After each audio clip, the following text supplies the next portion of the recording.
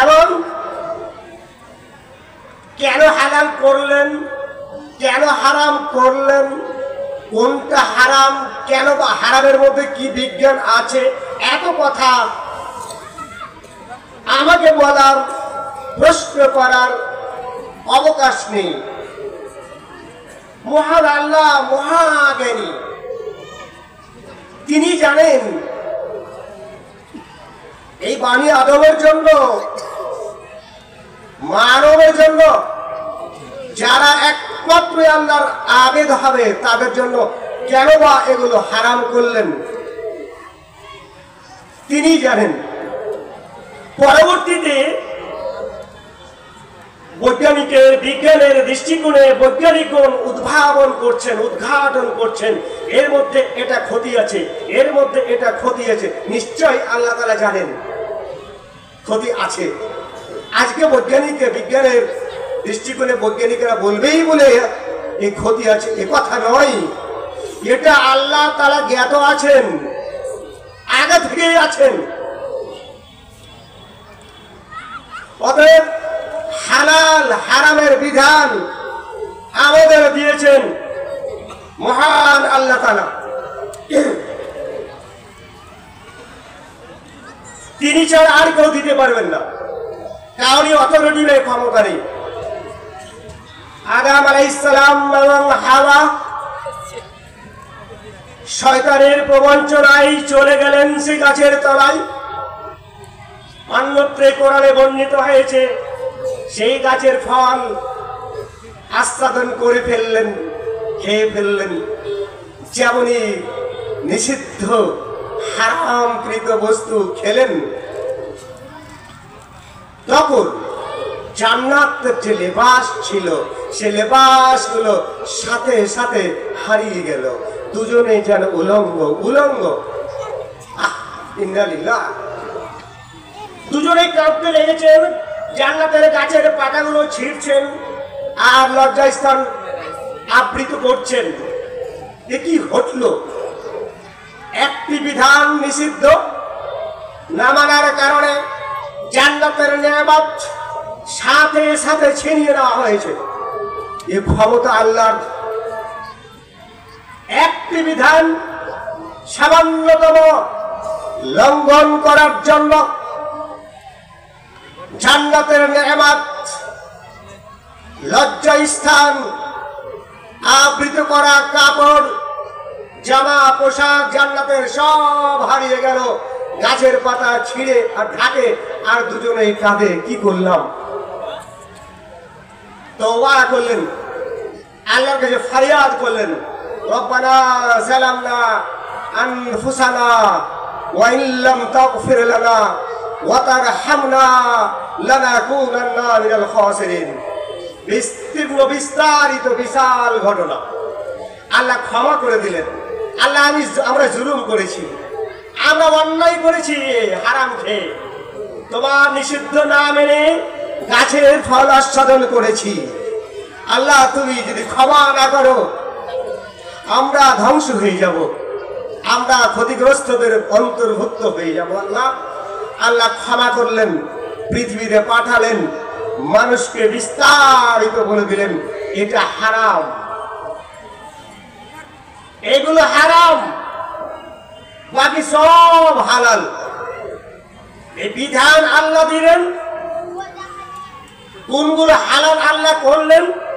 সূরা আল মায়েদা আয়াত নম্বর 4-এ আল্লাহ তাআলা বলছেন, হে নবী মুহাম্মদ সাল্লাল্লাহু আলাইহি সাল্লাম, তোমাকে তারা জিজ্ঞেস করছে, ইয়াসআলুনাকা মাযা উহিল্লা লাহুম, তাদের জন্য কি কি জিনিস হালাল করা হয়েছে তুমি বলো। হে মুহাম্মদ সাল্লাল্লাহু আলাইহি সাল্লাম, তুমি বলে দাও, উহিল্লা লাকুমুত তাইয়্যিবাত, যেটা পবিত্র, যেটাতে লাভ আছে, উপকার আছে, সেটা তোমাদের জন্য বৈধ করা হয়েছে, আর যেটা তোমাদের জন্য ক্ষতিকর সেটা হারাম করে দেওয়া হয়েছে। অন্যত্রে সূরা আরাফের 157 নম্বর আল্লাহ বলেন, ওয়া ইউহিল্লু লাহুমুত তাইয়্যিবাত, তিনি তাদের জন্য পবিত্রগুলোকে হালাল করেন। ওয়া ইউহাররিমু আলাইহিমুল খাবায়েথা, যেগুলো অপবিত্র, ক্ষতিকারক সেগুলোকে হারাম করেন কে? নবী মুহাম্মদ সাল্লাল্লাহু আলাইহি সাল্লাম। এই আয়াত থেকে বুঝতে পারলাম আল্লাহ এবং আল্লাহর নবী মুহাম্মদ সাল্লাল্লাহু আলাইহি সাল্লাম হালাল হারামের বিধানদাতা। কোনটা হালাল কোনটা হারাম এই বিধান দিবে কে? আল্লাহ এবং আল্লাহর রাসূল। আল্লাহ রাসূল সাল্লাল্লাহু আলাইহি সাল্লাম বলেন, শোনো, আল হালাল বাইয়ুন ওয়াল হারাম বাইয়ুন।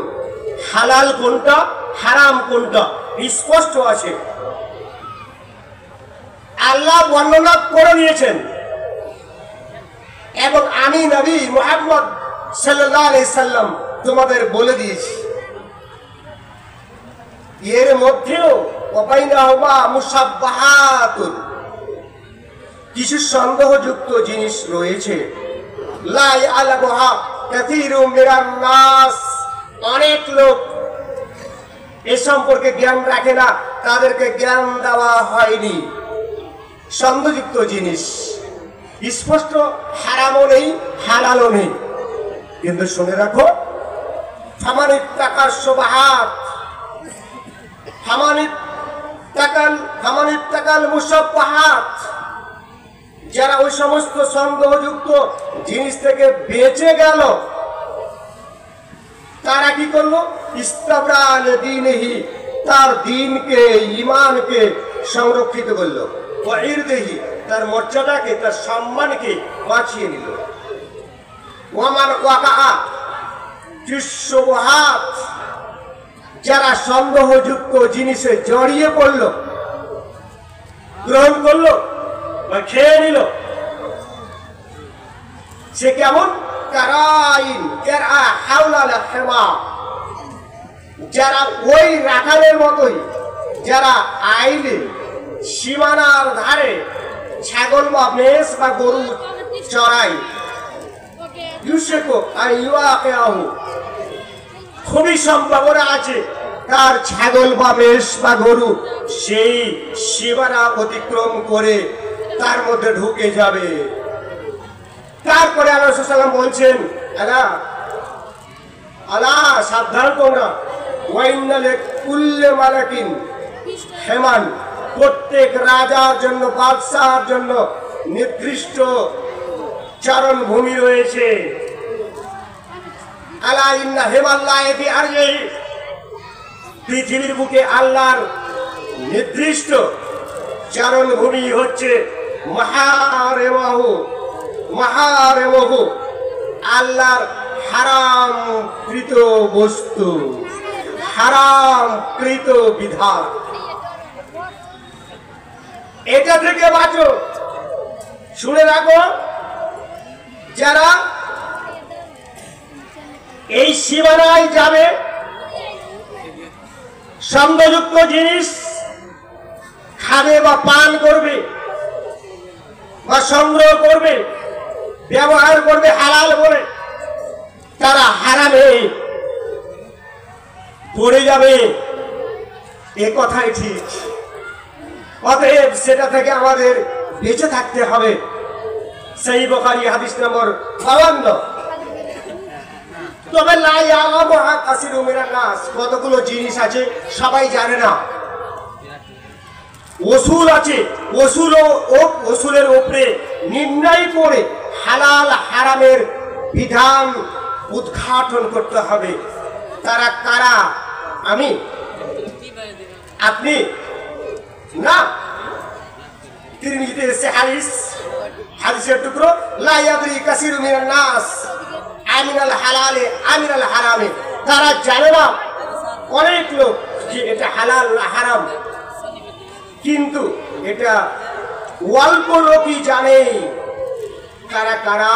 ওয়াহুমুল মুজতাহিদুন, যারা ইসলাম নিয়ে গবেষণা করে, বড় বড় বিদ্বান, ফাকিহ, গবেষক, মুহাদ্দিসিন, ফাকিহ, তারাই এটা উদ্ঘাটন করতে পারবে। ফতুল বারীতে বিস্তারিত আলোচনা হয়েছে। যেমন একটা কথা বলি, আল্লাহ রাসূল সাল্লাল্লাহু আলাইহি সাল্লাম ওসুল দিয়ে গেলেন।